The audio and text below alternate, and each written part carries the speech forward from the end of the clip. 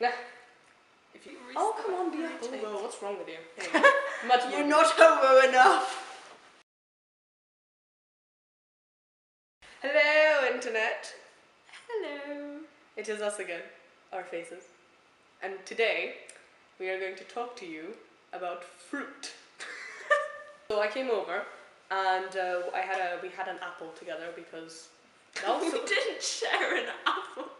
We would make one side. We each had our own apple, but we had it at the same time. Yes.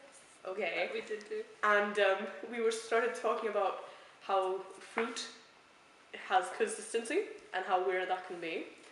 And I mentioned that in Portuguese, when sometimes the apple is just kind of like crumbles in your mouth and it feels as if it's disgusting and sort of only the skin is holding it together. We only appreciate crunchy apples. Basically. Can you tell? Did you know that Lara and Sarah only like crunchy apples?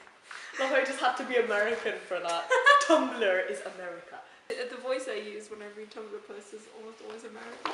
Yeah, always American teenage girl for me. And sometimes angry German. Regardless. In Portuguese, you call, when it's kind of crumbly, you call it enfarinhada, which means like flour. Although in English it doesn't work, you can't say floury cloud. It sounds too weird. And then we got talking about fruit consistency, where Lara... I explained that I don't even know if I've properly tried a peach or an apricot and all that, but even just looking at them, they look so like squidgy and confusing, and I really don't like it. I'm confused by fruit. What does that say about your IQ, Lara? It's very high. That's why the most mundane things don't make sense. Nor did that. Grapes are weird. I really don't like kiwis either. How? You have to eat them with a spoon. Is that any indication? How did they survive millions of years with dinosaurs if you had to eat them with a spoon? Okay, firstly, how do you know that kiwis were specifically made for a kind of dinosaur that the ends of their paws looked like spoons and their beak looked like a knife? So you don't know that. And secondly, who says there were kiwis when there were dinosaurs? You are troubling science here. Why is a kiwi bird called a kiwi bird in relation to a kiwi? What came first, the kiwi or the kiwi bird? Like the kiwi bird would have had to been around at least after the kiwi, and so maybe not. No, dinosaurs are ancestors to birds. So or the dinosaur.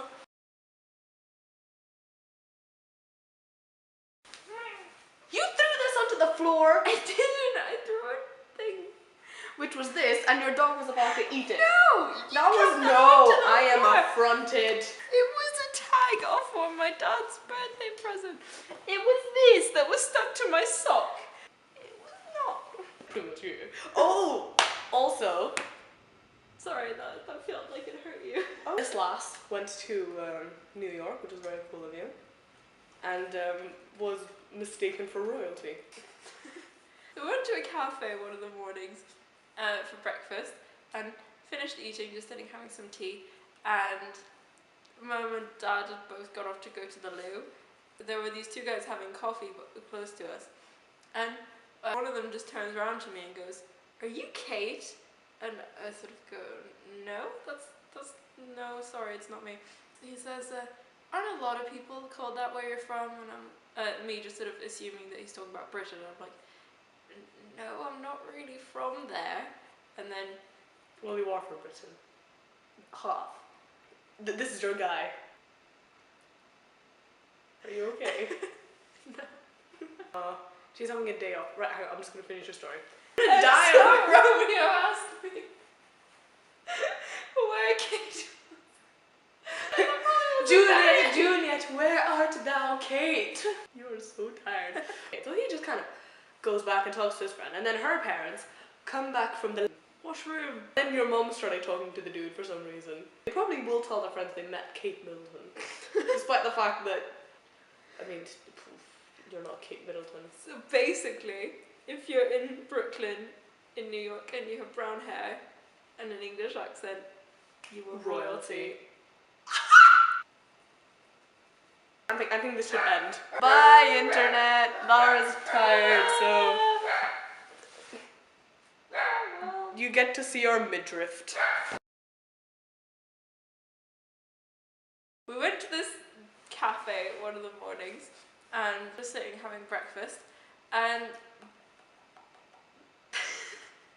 I'm gonna be miming. a fish doing the macarena. I don't know, you were a fish in my head.